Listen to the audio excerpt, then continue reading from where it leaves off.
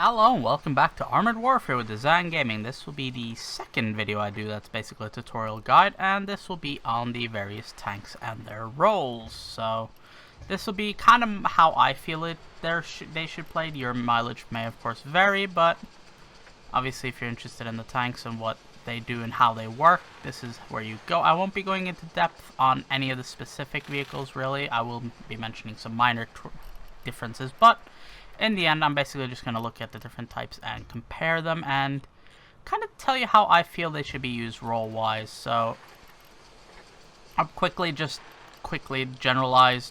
You have your main battle tanks, your armor fighting vehicles, which are the empty circle. Main battle tanks are the diamond. Tank destroyers are the triangle. Artillery are that weird little thingy. I don't know what that's called. Probably has a name. And light tanks have the same symbol as a diamond, but it's hollow. So, MBTs are your front lines. So they are kind of like your heavy tanks from World of Tanks, for those of you who played that. They have the highest armor and the biggest guns, except for artillery. But yes, so they have high armor, high caliber guns, and they're basically your front line guys. They go in, they hold their front line, whereas everything else supports them. Artillery kind of says itself. I would like to point out you have precision and tactical. Tactical just does more damage, but is slightly less accurate. So, if we compare the Gvozdika? I don't know. I don't speak Soviet. And the M109 Paladin. Sorry, the M109 Paladin is a tier 8. It's the same tank. As you can see here, though, they're both tier 4s. The precision one has far less damage and penetration. Well, I say far less, but you know. It has less damage and penetration, but slightly higher damage per minute because it has a higher rate of fire, much better accuracy, and a much better aim time. And that's really the difference, is these guys hit harder, these guys aim faster. So it's easier to hit with the precision ones, but the tactical ones hit like a little bit harder. They hit equivalent to a American tier main battle tank. I say American or West European because the T-series main battle tanks do more damage than the Americans, but they're generally about as good, or the Western or Europeans and such, I should mention. Just for notes, the Abbott is, as far as I can tell, a precision version. So, armored fighting vehicles come in many different flavors. You have your infantry fighting vehicles in the BMP line, as well as in the fire support vehicle. All of these are infantry fighting vehicles. That means they're what many people would consider an armored personnel carrier, which is part of why they have a bonus capture speed, because, you know, people jumping at the capture, I think, is the background, if you will. So, the bonus they get is they capture faster, which goes for all vehicles that are AFVs, and they have a designate ability, which allows you to designate a target, and they will take more damage for the period that the designation is on them. They also don't lose camo if they're moving slowly. I should point out all the types of vehicles except for artillery and main battle tanks get a special bonus ability of some description. So, the AFVs get that. Now, obviously, you have your BMPs and your fire support vehicles. They play very much the same way. They have a 30mm-ish, or somewhere in that neighborhood, autocannon, and then they have missiles to support that, except for these guys. I believe the 10P does not get missiles, it just gets an autocannon. But that's besides the point. The point is, autocannons and missiles.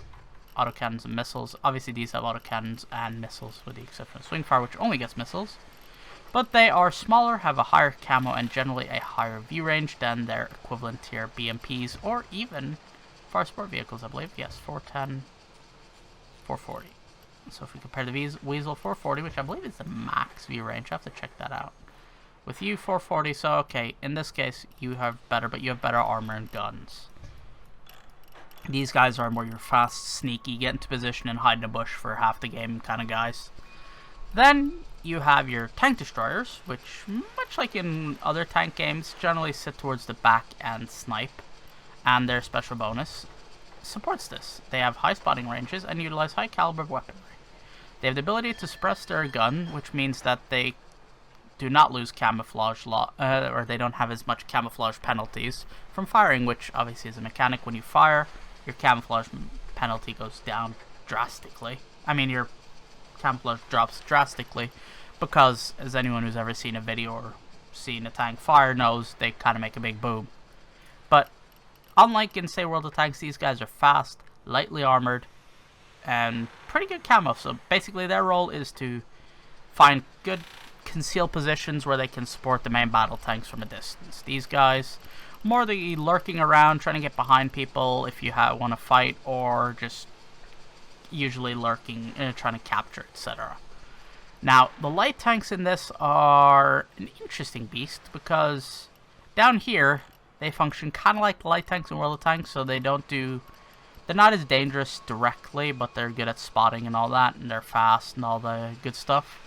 The Scorpion and the Sheridan both have what I call a derp gun, which is a quote-unquote high caliber, usually fires high explosive, some variants. For example, the Scorpion only fires high explosive.